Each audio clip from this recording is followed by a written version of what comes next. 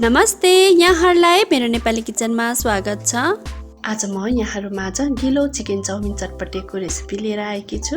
हामीले गिलो चटपटे त धेरै नै खाएका छौं, तर यो गिलो चिकन चाउमिन चटपटे चाहिँ मैले आफैले पनि बनाएर ट्राई गर्दा मलाई आफै पनि एकदमै मिठो लागेको हुनाले मेरो च्यानल मार्फत हजुरहरु समक्ष पहिलोचोटी म यो रेसिपी शेयर गर्दै छु। आउनुस् बनाउनतिर लागौं है त। चिकन चाउमिन चटपटे बनाउनका लागि हामीलाई सबैभन्दा सुरुमा नुडल्सको आवश्यकता पर्दछ। हामीले कुनै पनि चाउमिन बनाउने नुडल्सलाई लिन सक्छौं। नुडल्स बोइल गर्नका लागि मैले यहाँ पानीलाई उमालिसकेकी छु।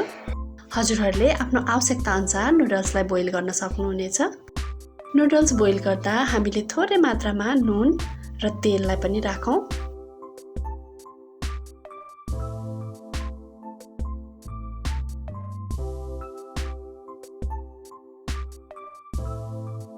अब नुडल्सलाई चेक गरेर नुडल्स पाकेपछि यसलाई हामीले निकालेर एकछिन चिसो पानीले मजाले पखाल्नु पर्छ। अब नुडल्सलाई पखालिसकेपछि यसलाई एकछिन सुक्खा हुनका लागि राख्ने। र अब चाहिँ चाउमिन फ्राई गर्नका लागि मैले ग्यासमा तेललाई राम्रोसँग तताइसकेकी छु। तातेको तेलमा अब चाउमिनलाई राखेर फ्राई गर्ने।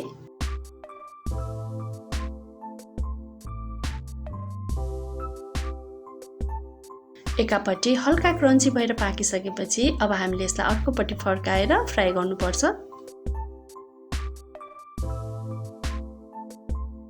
यसरी दुवैतिरबाट फ्राई भइसकेपछि अब यो चाउमिनलाई हामीले बाहिर निकाल्नुपर्छ।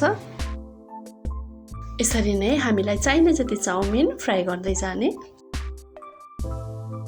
अब मैले चाहिँ यही तातेको तेलमा केही बोनलेस चिकनको टुक्राहरूलाई पनि फ्राई गर्न राखेकी छु।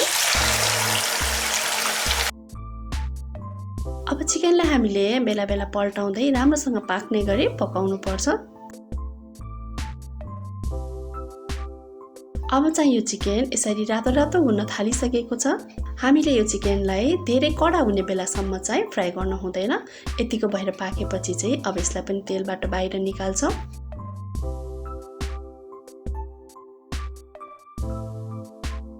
अब चाहिँ चटपटेको लागि हामी गिलो सस बनाउँछौं।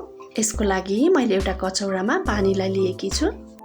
यसमा मैले 2 चम्चा कर्नस्टार्च अथवा कर्नफ्लोरलाई राखे। हजुरहरूले यसको ठाउँमा बेसन अथवा मैदालाई पनि राख्न सक्नुहुनेछ। अब यसलाई राम्रोसँग फिट्नु पर्छ। अब यसमा मैले कलरको लागि थोरै मात्रामा ऑरेन्ज फुड कलरलाई युज गरेकी छु। अब यसलाई पनि राम्रोसँग मिक्स गर्ने। सस बनाउनका लागि मैले ग्यासमा एउटा कराईलाई तताइसकेकी छु। यसमा 1-2 चम्चा तेललाई राख्ने। अब तेल तातेपछि यसमा केही जिरालाई पनि फुराउने। अब अघिको कर्नस्टार्चको मिक्सलाई यसमा राखिदिने। यसलाई राखेपछि चाहिँ हामीले केही बेरसम्म यसलाई लगातार चलाउँदै पकाउनु पर्छ।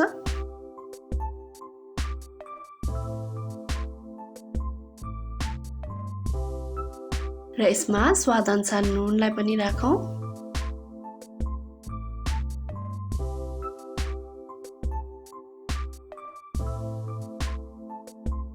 केही बेर चलाउँदै पकाएपछि यसरी बाक्लो हुँदै जान्छ। अब यसमा हामीले अलिअलि गर्दै पानी राख्दै केही बेरसम्म पकाउनु पर्छ।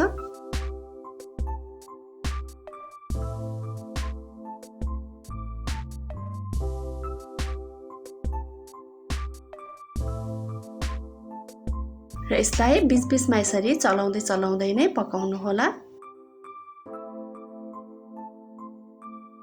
अब केही बेर उमालिसकेपछि चाहिँ यो सस यतिको भएर पाकिसकेको छ। अब हामीले ग्यासको फ्लेमलाई अफ गरेर यसलाई केही बेर सेलाउनु पर्छ। र अब चाहिँ चटपटे मिक्स गर्नका लागि यहाँ मैले एउटा बोललाई लिएकी छु। अब अघि हामीले फ्राई गरेर राखेको चाउमिनलाई यसरी हल्का म्यास गर्दै टुक्राउनु पर्छ।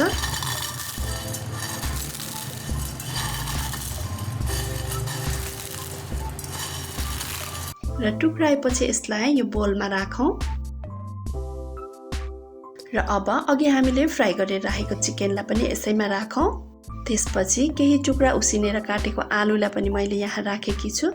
र उसिनेको चनालाई पनि मैले यहाँ राखेकी छु। अब एउटा काटेको प्याजलाई पनि राखौँ। यसरी नै मसिनो गरी काटेको केही काँक्रालाई पनि मैले यहाँ राखेकी छु। काटेको टमाटरलाई पनि राखौँ।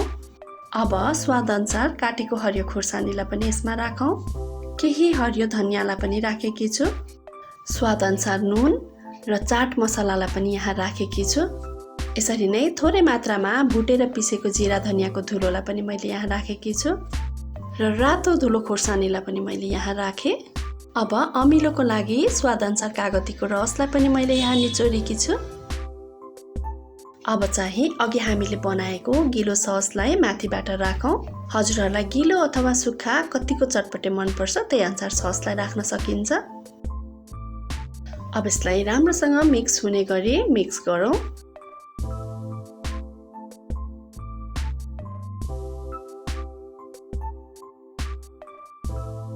यसरी मिक्स गरिसकेपछि हाम्रो यो गिलो चिकन चाउमिन चटपटे खानाका लागि रेडी भइसकेको छ।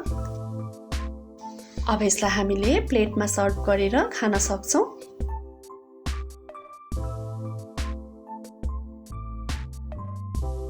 यसरी तयार भएको यो चिकन चाउमिन चटपटे एकदमै मिठो बन्छ।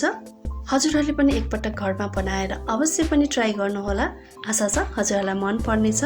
यहाँहरूलाई मेरो भिडियो कस्तो लाग्यो? मन पर्यो भने लाइक, कमेन्ट र सेयर अवश्य पनि गरिदिनु होला।